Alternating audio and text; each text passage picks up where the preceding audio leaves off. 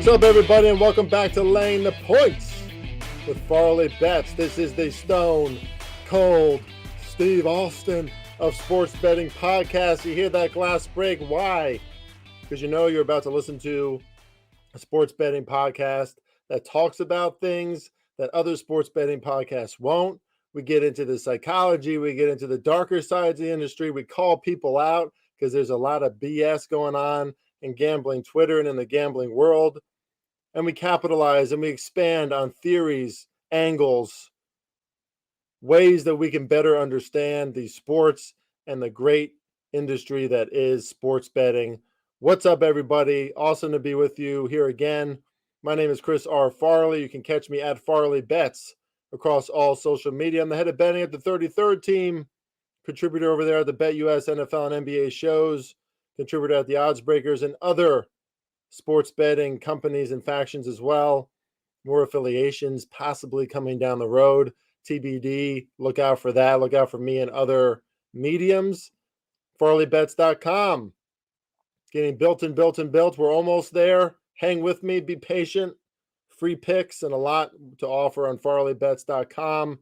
Coming up and coming at you. And again, we mostly handicap the NBA and the NFL. Those are our expert sports, you could say, as our specialties. We handicap college basketball, winning a few units over there, getting better and better. Handicap college football, UFC, tennis. We branch out. We do WNBA and CFL in the summer as well. Hey now. So anyway, all things sports betting. Welcome back to Laying the Points, everybody. And on this episode, we will talk about the divisional round of the NFL playoffs. Can't wait to talk about that. I'll give you my leans, my analysis here in this show, and we'll give away a free pick in the NBA at the end of the show as well for the January 18th slate. NBA is still crazy, ladies and gentlemen, but we're starting to at least see some more positive outcomes from our end from a gambling and betting perspective. More winning than losing lately, thank God. But there's still a lot of things that don't make sense. One of my handicapping buddies, very well respected in the betting world, put out a tweet the other day about how ROI on home dogs, for example, an all-time low. Return on investment on away favorites at an all-time high. There's just some things that aren't making sense right now in the NBA. You got teams like the Bucks who are flailing, losing straight up in games they should win. Warriors just kind of finding their footing now. Just a lot of teams just up and down, inconsistent. Hopefully in the next few months, things start to make more sense. But we'll talk primarily about the NFL on this show. And before I get started, I always like to have a little introductory rant. So let's do it. Let me just address a tweet that I put out, I think it was Friday or Saturday, maybe it was Saturday morning, about basically the tweet was saying, I don't blame anybody if they want to parlay, moneyline parlay, the Bengals, the Bills, and the 49ers. Of course, if you did that, that would have worked out. If you did that at the end of the week, you were getting about minus 150 for that parlay. That's kind of brutal.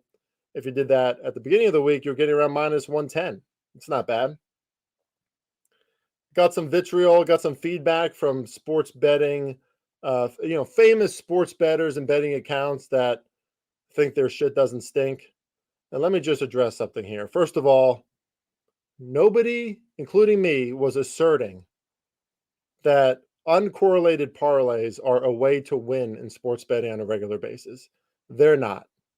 Everybody knows that. Everybody should know that. It's an oversaturated industry. There's a lot of bad content out there. There's a lot of misleading content. A lot of guys and gals aren't very transparent about their records, or they're trying to go about things in a superficial way. That's not me. Been on this scene for 2 years. I've done some things, won circa 5th place last year. Pretty historic records in the NBA. We've done some things. So I know the proper tactics of sports betting, but can I regurgitate some of the statistics that these big balls, pontificators on gambling Twitter like to talk about? No. And here's the thing. Here's the greater point. Number one, every single pro sports bettor has made terrible mistakes along their gambling history. I promise you. You go back in some of these big wig names and see their transaction history and the bets they've made some pretty stupid bets. I promise. I promise. Why? Because the psychology of gambling, what draws most of us in is the thrill, right? We can double our money, triple our money. Man, a $1 bet could win $100. Like, it's exciting. It's a way for us to be a part of sports. It's a thrill, right? This isn't chemistry, right? It's not physics. There's not black and white results. And those guys and girls, mostly guys who just have a lot of hubris, love to pontificate, love to be the predatory gambling Twitter police. They like to call people out, degrade people, dehumanize people, be condescending to these sports bettors who are trying to make it, trying to get out there on the scene. And there's a lot of bad ones. There's a lot of misleading ones. Don't get me wrong. Okay. But at the same time, you've made the same mistakes, bro. I guarantee it. Show me your transaction history. In order to succeed in this industry, you got to make some mistakes, right? You got to put too much money on a bet you shouldn't have. You have to put too little money on a bet you loved. You got to do some parlays and realize, oh, that's not going to work. That's not going to work very often. But what we have in the sports betting sphere mostly are these guys who have been in the industry for a long time talking in a condescending, pontificating fashion to all of you. And I'm not here to do that, right? 99% of sports bettors in this world and in this country, let's just keep it to the U.S., are brand new to the marketplace. They want to have fun. They want to thrill. They don't want to be told. They don't want these regurgitated statistics thrown at them, which, first of all, feel very nebulous, ambiguous. You have no idea how they got to those things. And listen, some of those sports bettors that talk that way are really bright. Like, they're really brilliant dudes.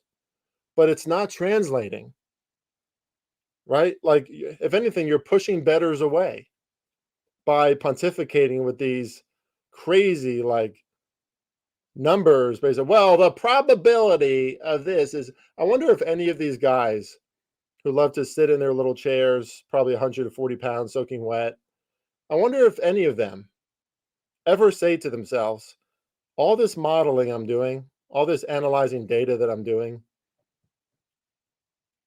I do realize that it's not predictive of future outcomes, right? It's not. Everything that a modeler or a statistician is using to win their bets is based off of past performance.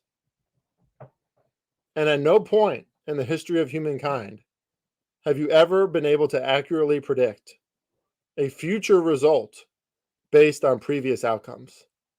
They might look similar. There might be some trends that grow. And you might have a better handle of the probabilities at hand than the sports book. And at the end of the day, that's what you want, right? I get that. But it's still probability. I'm a philosophy guy. 4.0 philosophy graduate.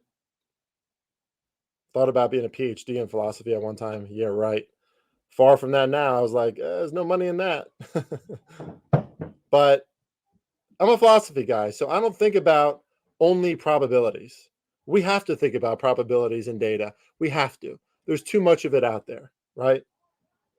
The Kansas City Chiefs average 8.7 yards per pass, number one in the NFL. They average 0.45 points per play. They're the most explosive offense in the NFL. These are important things to know for matchups.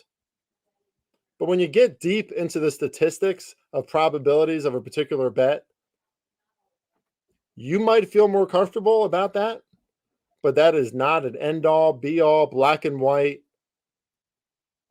nor is it necessarily the smartest way to always approach a bet, because there's so many different factors that are going on, right?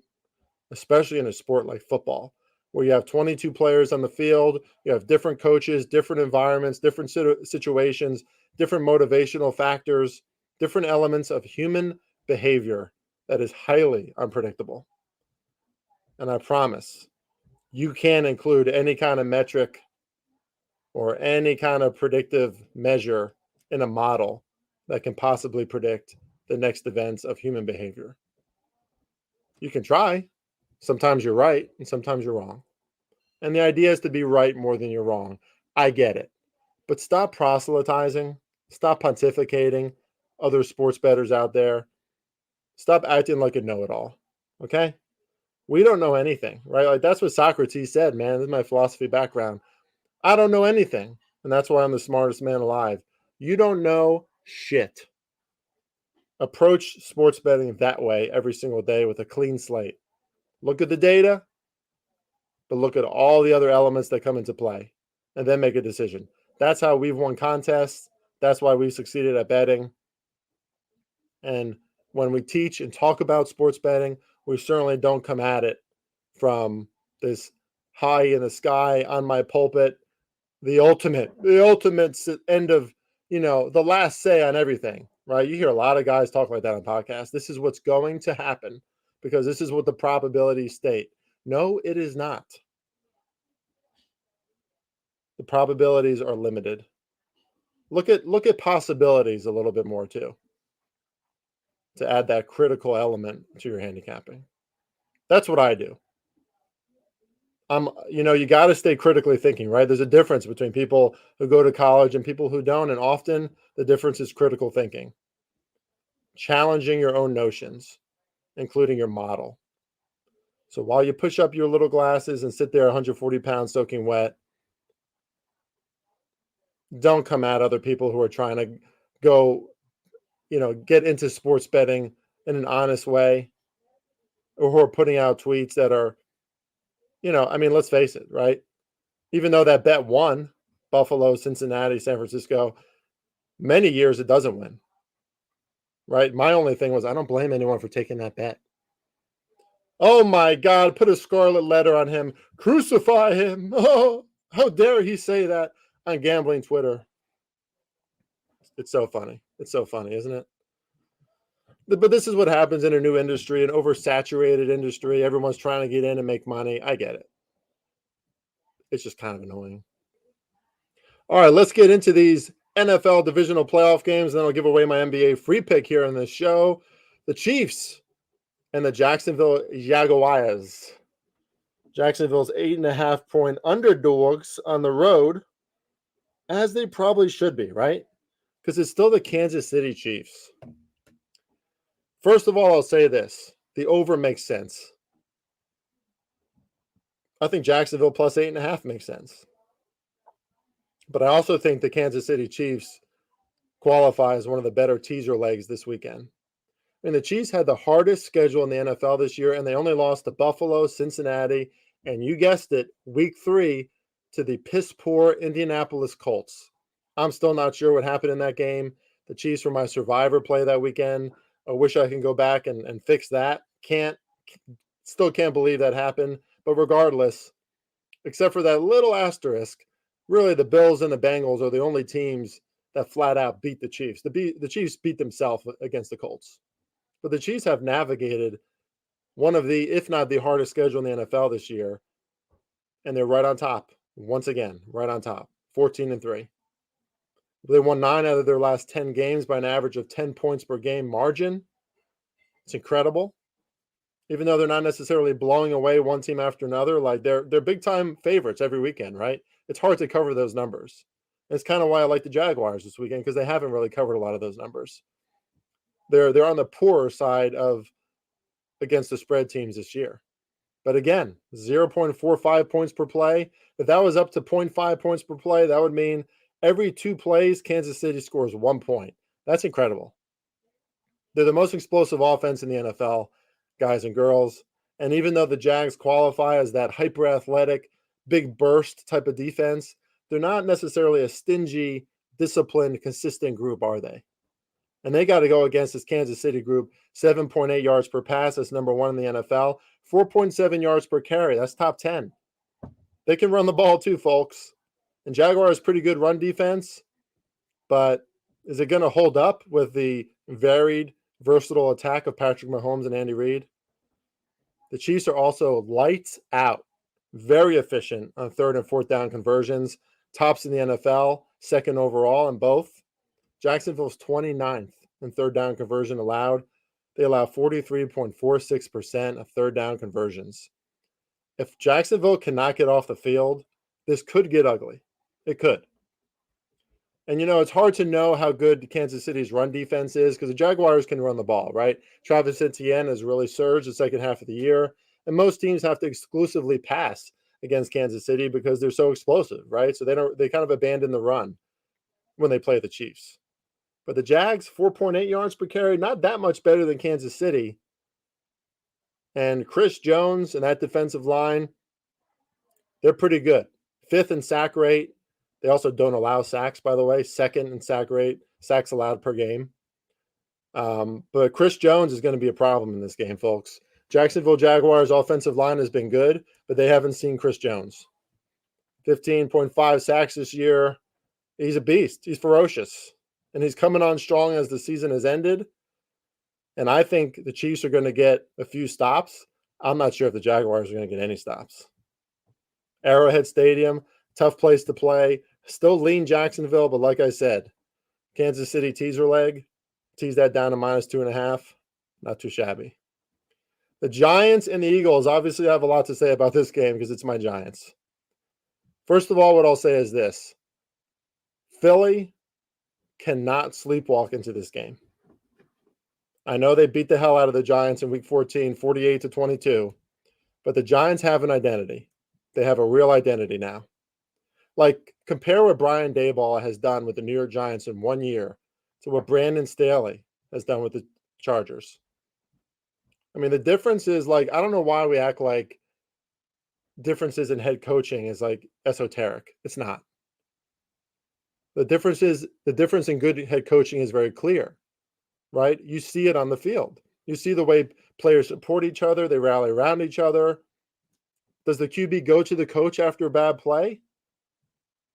Does the coach chop down or raise up the players? Does he just ignore the players when they come to the sideline? There was a great moment in the game when Darius Slayton dropped the pass in the fourth quarter that really could have secured the Giants' win. And he went to the sideline really upset. And they showed Coach Brian Daboll coming up to Slayton, just kind of grabbing him. You can tell he was encouraging him, pumping him up, telling him not to worry about it.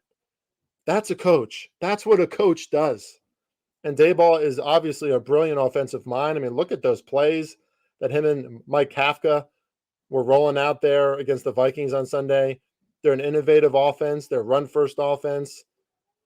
Offensive line looked great. I mean, they were really well prepared. So he brings in a great mind, but he's a motivator. And these New York Giants, they believe in themselves now. And that's not good for the Philadelphia Eagles because the Eagles haven't looked good. They've stumbled through the last few games of their season. After they beat the Giants, kind of stumbled and hung around against bad teams. Lost to the Saints, got bullied in the trenches against the Saints. Really did. Lost to the Cowboys. Of course, they didn't have Jalen Hurts. But they ended the season not looking very crisp. I mean, they could have lost that game against the third string of the Giants in Week 18. There's no real momentum for the Philadelphia Eagles right now. Whereas the Giants have a lot of momentum. They believe, and sometimes, these are still pro athletes, right? Sometimes that's all that matters. I mean, it feels a lot like the 2007 Giants. Nobody believed in them. Nobody thought Eli was that good. Nobody was really celebrating their defense, although they knew they had a defensive line that could cause problems, right? I mean, Strahan, et cetera. But they had a really good defensive coordinator, just like they do this year with Wink Martindale. They had Spags back then. They had culture, and they had no pressure. Right? They became road warriors. They beat Tampa Bay, Dallas, and Green Bay in 2007 on their way to the Super Bowl and beating the Patriots. And now here we go. Road warriors beat the Vikings. Philly is different. But when a team believes in themselves, a lot can happen.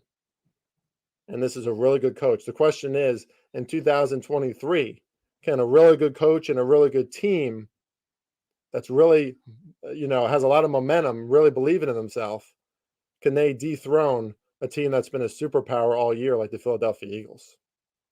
That's the question. But Giants over 28 points per game in their last 5 games. And in my opinion, they're more talented than people think, right? They have an elite offensive lineman right now in Andrew Thomas. They're wide receivers, although you can't consider them elite. They weren't thought of that way. Well, they're very acclimated to their offense. Hodgins is making plays every week. Richie James is making plays. Darius Slayton can still ball. And their defensive line is starting to play like one of the better units in the NFL. Their secondary is the concern. Now, they have pretty good cornerbacks and safeties. I mean, Xavier McKinney he's getting up there to that elite category. Julian Love plays really hard, but they can get burned by the Eagles wide receivers, no doubt about it. They have a pretty weak linebacker crew. That's the part of the field we're going to have to really watch. The Giants going to get exposed in the middle of the field? Kind of open up the passing game for Jalen Hurts. And the thing for the Eagles, man, Giants' run defense has been exposable at parts of the year. They've gotten better to end the year. But this is a big test for Jalen Hurts because the Giants are going to be ready. We saw how ready they were last week. And I think it's going to come down to the trenches. The Eagles' offensive line could win this game because if they give Jalen Hurts a lot of time like they always do, then Jalen Hurts is probably going to pick the Giants apart, right? I mean, what quarterback couldn't with 4 seconds in every throw? And that's what he has much of the time, a clean pocket. Eagles also over 4 sacks per game this season. So if they can get to Daniel Jones, who I promise is not going to have the same lanes and space to throw into this weekend against the Eagles, he did last week against the Vikings, that's for sure. The trenches could win this game easily for the Eagles because they're so talented in that area. But the Giants' offensive line looked fluid last week, very organized, very, very much one unit, the way they moved, very effective. And the Giants' defensive line is coming on now too. So maybe it's not an automatic. As you can tell, I lean Giants plus 7.5. Going to stay away from the total in this one. I can see it going either way. It's a rough NFC East battle, right? 3rd time this year. All right, let's go on to the Bengals and Bills. Bengals are 5-point underdogs on the road, which I don't think it's right. I know there are injuries to their offensive line, but this is the same offensive line that they went to the Super Bowl with last year. And they weren't that consistent. They weren't that great, but they made the Super Bowl. They got through tough games. My biggest concern here for the Bills is Josh Allen. Josh Allen is that player who is as exciting as it gets. God, can he really throw the ball downfield? I mean, what an arm. But he's making mistakes. He's being a little loosey-goosey with the football. Right? Like, does he miss Brian Daboll? He might. Because look at the way Daniel Jones is playing right now, how much he cleaned up his game. Daniel Jones is not turning the ball over. That's the biggest difference for the Giants. If they don't turn the ball over, the Giants are hard to beat. Josh Allen now, 3 fumbles last week, 2 interceptions. He's lucky that he only lost 1 fumble. Can't do that against Cincinnati. You can't do that against the Chiefs either. I mean, Mahomes is ice cold. He's been ice cold all year, undeterred.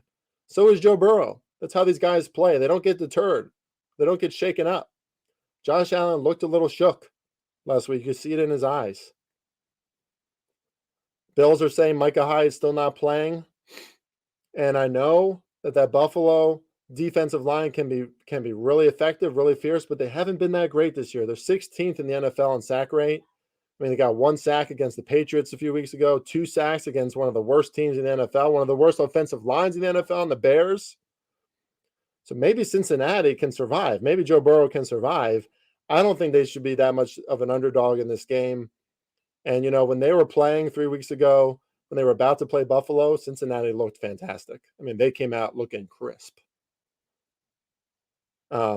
Strong lean to Cincinnati. I mean, I don't have to lie to you folks. It ain't just a lean. I'm taking it. I'm betting on the Bengals plus 5. Absolutely. I think that's too many points. You got to give credit to Orchard Park, the home field advantage, the Buffalo Bills, their fans, the energy.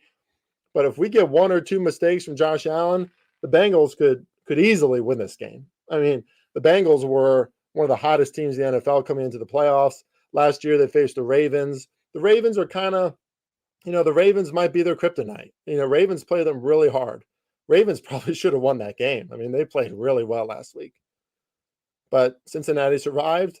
I think they play a lot better this week. Plus 5 is a premium price for a team that many were saying, many thought, experts, pundits, you name it, including our own Josh Larkey at the 33rd team, who picked him for the Bengals to win the Super Bowl. They came into the playoffs as possibly the best looking team in the NFL. And now you're giving them 5 points. So I'm taking the Bengals in that one. Kind of want to play the over, but again, could be one of those playoff games where defense wins a little more than we think. Finally, the Dallas Cowboys at the San Francisco 49ers. 49ers are 3.5-point favorites. Totals 46. I'll tell you what, the Cowboys looked good. They looked really good. You got to give them credit. I think that was Dak's best game I've ever seen him play. He was decisive. He was aggressive when he should have been. He pulled down the ball and didn't force throws like he has in the past. He did on one throw that could have been bad, but luckily it was just batted down. But he played smarter football, took advantage of the Tampa Bay Bucks off coverage. Their cover 3 they kept playing. That was terrible. Well, let me tell you something. The San Francisco defense is scary. You watch them at any point this year, they fly to the football. They have a ton of speed. Their defenders stick to wide receivers. They play that aggressive style of zone where they're just kind of always watching the quarterback. You know, they'll fly into these zone spots where they can pick off any ball or, blow up a wide receiver. They can garner pressure without a blitz. And when they do blitz, it always seems to be innovative and hard to predict. This is going to be a huge test for Dak Prescott and the Cowboys. And for what it's worth, I've talked crap about Mike McCarthy before too. I think that's a good pairing, like Dak and McCarthy. McCarthy gives him confidence. It sure seems that way. And, that's who Mike McCarthy is, right? He's a player's coach, right? He's just like a happy guy. He tries to be a motivator. And let's face it, it's been working. I mean, they were the best ATS team last year, best team against the spread, and they're over 61% against the spread this year. Like, it works, okay? But the Cowboys need to I think they need to get to a different level in this game because this is a complete San Francisco team. A San Francisco team that is 8-2 against the spread at home this season. I mean, they have a top 5 offensive line. We saw Micah Parsons flying around the ball, had a 2-yard had a tackle for a loss, 2-yard loss on the Bucks on the very first play of the Bucks very first Bucks offensive drive. Easy for me to say in their last game on Monday Night Football. He was everywhere. And he's a game wrecker for sure. But the thing about this San Francisco offense is, and I love what Colin Cowherd said on the Herd, he said, they're a QB-friendly team, but they're not a QB-centric team, right? To me, that's kind of perfect to combat Dallas because Dallas has that aggressive downhill nature on defense where they attack. I think Shanahan and Purdy and McCaffrey can take advantage of the Cowboys' aggressive nature and Dan Quinn's aggressive nature with some misdirection, right? Brock Purdy, really good when he's outside the pocket, making things happen from what we've seen so far this year. I mean, the kid is good. The kid's a good fit. 3.5 is about right, just over a field goal. I want to lean Dallas because they have all the talent to keep up with the 49ers. I just don't know if they can. I don't know if they will. And usually betting against Dak and the Cowboys in big moments like this has been very beneficial. Now, they took care of business last week, but let's face it, the Bucs and Tom Brady, they're just not the same this year. The 49ers are a different animal, right? 11 straight wins. I do like the over in this game. San Francisco, 34 points per game in their last 7. Dallas, 31 points per game in their last 7. I do think that their offenses, I think this should be more like 48 and a half. I think their offenses are going to win a little bit more than the sports books are giving them credit for. So I like the over. And I would say, even though I want to lean Dallas, I lean San Francisco minus 3.5 because they're the one team last weekend, right? Where, maybe in the first half, Seattle was competitive and we saw a really good version of Seattle. And then what happened? The elite nature of the 49ers on both sides of the football took over, right? Brock Purdy settled in. And it's going to be a challenge for him. I mean, listen, if those Cowboys defensive line, if a Micah Parsons can get in there, it's going to be rough. It's going to be rough for Brock Purdy. But I trust that offensive line. I mean, Trent Williams is healthy. San Francisco's offensive line is they're an attacking group. I mean, even Greg Kittle's a great blocker, right? So they usually blow the other team off the line first. Again, the trenches matter. I think it's a pretty even battle here, but I would give an edge to the San Francisco 49ers there too. All right, with that, let's end the show because we like to keep it around 30 minutes, and let's give our NBA free pick.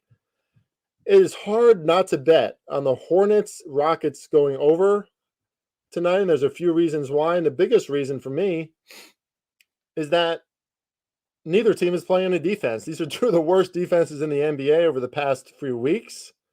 They're also allowing a lot of penetration, a lot of shots at the rim, a lot of rim attacking from opposing offenses. They're not putting up a lot of resistance, especially Houston. So I like the Hornets to win, and I like the over, and I think it makes a pretty good correlated parlay. The Hornets can get anything they want in this game, probably. They can attack the rim. Houston's just not good in that area, but Houston will run with pace. They'll put up some offense too, right? Basically, these are two bad teams who are vying for future contracts and for their place in the NBA because they know they're not going anywhere this year. So these games usually end up in a lot of points. So I'm taking over 236, and I'm taking the Hornets.